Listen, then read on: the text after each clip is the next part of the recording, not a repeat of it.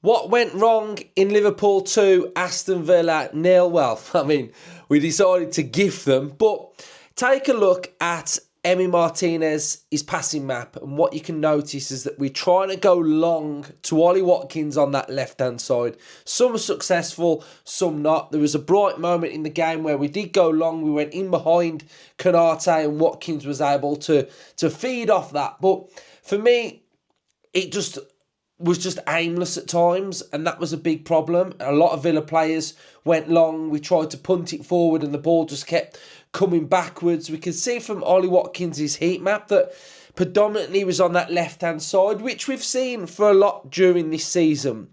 But I would like personally to see him just drift a little bit more central or come deeper to try and retrieve the ball.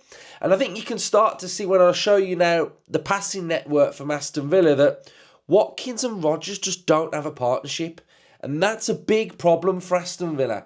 To have two attacking players that have got no network, bear in mind the passing network, the lines show 5 successful passes to each player.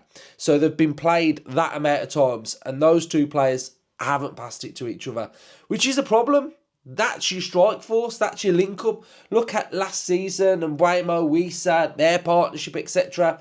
I think these two should have a better partnership during games for me. And then we move on to Evan Gesson, who had he had a stinker. I mean, let's put it that way. 12 touches, lost the ball 8 times. And you can see from his passing network that he hasn't got a network with anybody.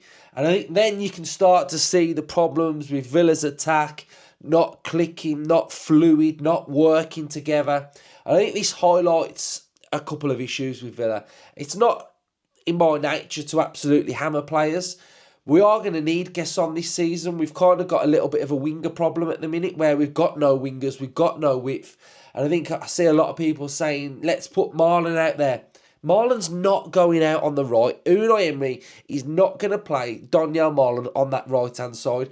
The player that we could see out there is Harvey Elliott, but at the minute he's nowhere to be seen. So I think we're going to have to stick with Gesson, whether you rate him or not. He's going to feature quite a lot for Aston Villa this season. But I really just wanted to highlight the problems with going long. The ball kept coming back. Ollie Watkins' average position, the network between him and Rodgers and Gesson just didn't really help. So there's a little insight into Liverpool 2, Aston Villa 0. Up the Villa.